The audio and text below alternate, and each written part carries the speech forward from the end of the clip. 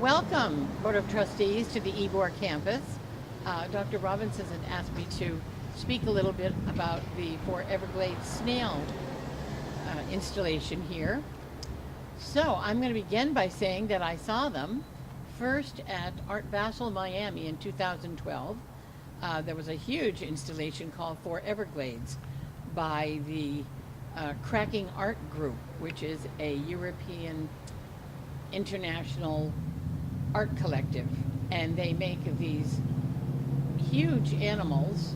Our snails are 8.5 feet by 10 feet long by 6 feet wide. They have done several installations all over Europe, in Prague, in Torino, Italy, in Venice at the Venice Biennale, and Paris and LA. And so we are very, very happy to have these snails part of that installation, a small part, in Tampa. So when I saw them in Miami, they were at Miami-Dade College, and they have the Freedom Tower there. And they had hundreds of animals. They had alligators, turtles, frogs, huge rabbits, the snails, and they were all part of the Foreverglades, which was they're made out of recycled plastic, so it was a statement about Florida's fragile environments, including the Everglades, and they were hoping to touch on some of the endangered species. And when people look at these snails and the other animals, they're supposed to go, oh, what are those? And then they read on further that they're recycled plastic, and start thinking about recycling and saving the environment and conservation and all that sort of thing. I was able to get the red snails. I looked about a month after I was at Art Basel in 2012. I was reading a magazine about Miami, and I saw the big red alligator ad that said Foreverglades, and I noticed that it was from a gallery in Rome and Coral Gables now, called Gallery Ca d'Oro, and one of the curators was the woman who was my director when I worked in Hollywood at a museum for 10 years. So I immediately called her up and thought, well, this would be like the coolest thing to bring to Tampa, and people have probably never seen this before, and it's a bold artistic statement, but it's also environmentally relevant. And I knew we were having the sustainability conference, and I think it's at the end of this month in February, and I know Student Government Association celebrates Earth Day.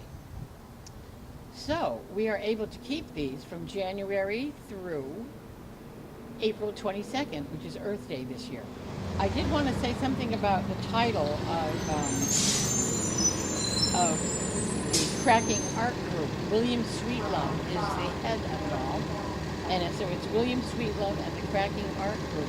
Please Google them, because they've done these installations all over the world. And to quote William Sweetlove, he says, "The cracking art comes from the English verb to crack, to split, to break, to crash, to crack, to yield. Cracking is also the term for the chemical reaction that occurs when crude oil turns into plastic. For the artist, it represents the instant when something natural becomes artificial."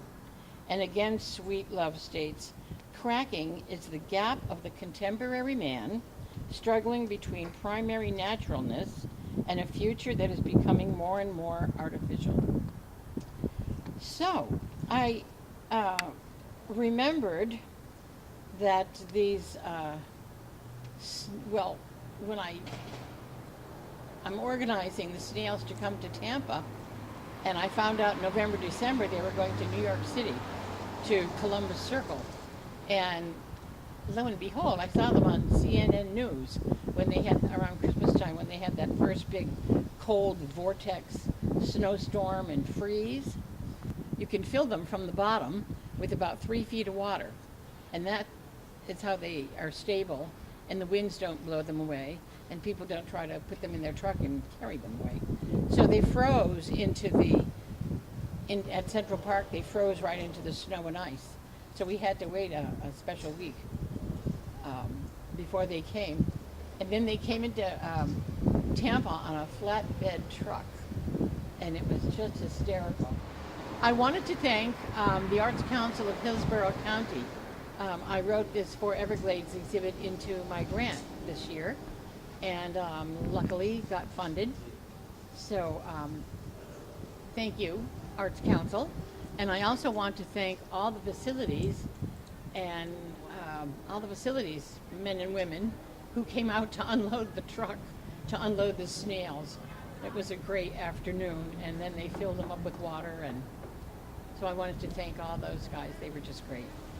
I want to thank the HCC communication students for taping this for me, and I hope you enjoy the snails. Everyone seems to love them, and they're happy, and they look good around the campus. They're kind of indestructible. So I hope you all enjoy them, and thank you very much.